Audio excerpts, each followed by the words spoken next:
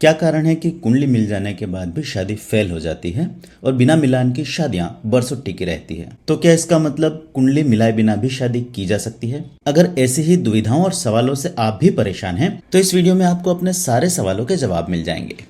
आप बस बने रहिए इस वीडियो के आखिर तक मेरे साथ।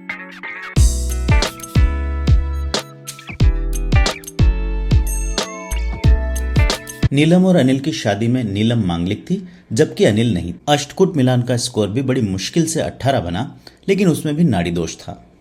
लेकिन अब शादी के 9 साल बाद भी दोनों एकदम स्वस्थ हैं। यहाँ तक कि उनकी मैरिड लाइफ भी बेहद संतुलित और सफल है। वहीं दूसरी तरफ सुरेश और अंजलि की शादी में अंजलि मांगलिक थी, लेकिन सुरेश नहीं थे। अष्टकूट मिलान भी थोड़े कम थे, लेकिन दोनों ने इसे नजरअंदाज करते हुए शादी कर ली और शादी के सिर्फ 3 महीने बाद ही उनके रिश्तों में दिक्कतें आना शुरू हो गई।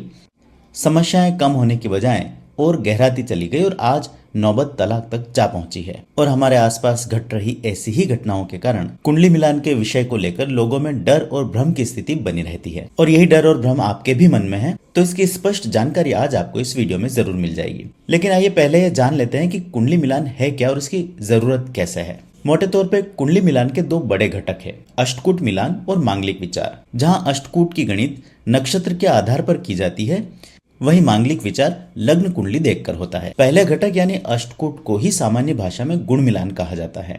इस सिस्टम में वर्ण से लेकर नाड़ी तक कुल मिलाकर 8 अलग अलग फैक्टर होते हैं, जिन्हें 1 से लेकर 8 तक अंक दिए रहते हैं, जिन्हें आपस में जोड़ने पर हमें कुल गुणों की प्राप्ति होती है, जो कि संख्या में अधिकतम 36 हो सकते हैं और कम से कम 18 अंकों को विवाह योग्य माना जाता है। सबसे कम वेटेज वर्ण को दिया गया है। इससे सिर्फ 1 अंक स्कोर किया जा सकता है। इसे 4 भागों में बांटा गया है, ब्राह्मण, क्षत्रिय, वैश्य और शूद्र। ये आपकी पर्सनैलिटी और मेंटल कैपेसिटी को दिखाता है। वहीं वैश्य को 2 अंक दिए गए हैं और ये एक दूसरे के प्रति आकर्षण और नियंत्रण को दर्शाता है। इससे प्राप्त अंकों से आप ये जान सकते हैं कि इन दोनों के बीच सामंजस्य कैसा रहेगा। तारा मिलान को 3 अंक दिए गए हैं और इससे जीवन के अच्छे बुरे समय का भान होता है। इससे थोड़ा अधिक वेटेज योनि को दिया गया है। इसे 4 अंक दिए गए हैं। इससे आपकी पसंद नापसंद और फिजिकल और मेंटल कंपेटेबिलिटी का अंदाजा लगाया जाता है।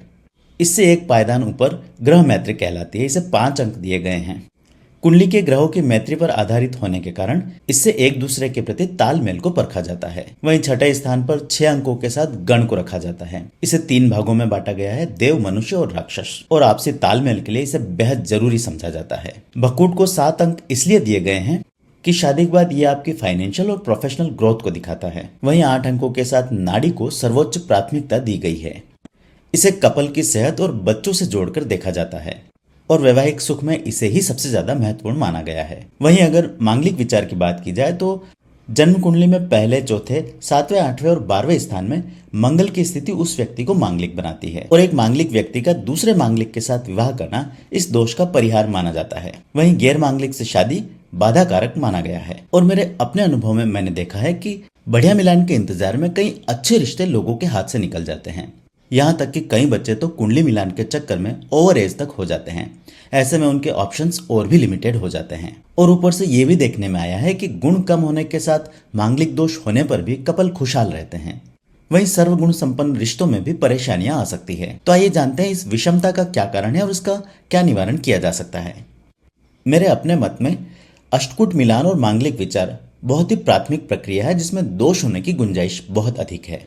आपका भविष्य ढेर सारे फैक्टर्स पर निर्भर करता है और कुंडली मिलान उसका एक छोटा सा अंश मात्र है और इसमें आ रहे अधिकांश दोषों को भी उपाय द्वारा ठीक किया जा सकता है।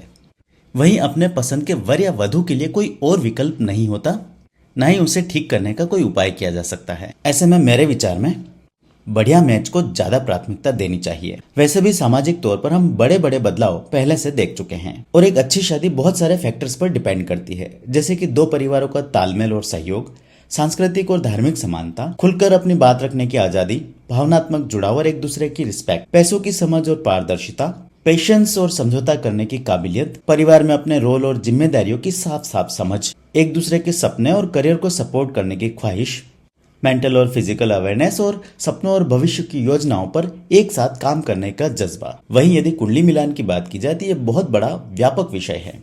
अष्टकूट और मांगलिक विचार वृहद कुंडली विश्लेषण का 1% भी नहीं। इस पर भी न्यूमरोलॉजी का प्रभाव आपसी तालमेल पर बहुत बड़ा असर डालता है। ऐसे में किसी ऑनलाइन साइट पर जाकर मैच मेकिंग के आधार पर कोई अच्छा रिश्ता ठुकरा देना मैं समझदारी नहीं मानता, न ही कुंडली मिलान के ओवर वेटेज को समर्थन देता हूँ।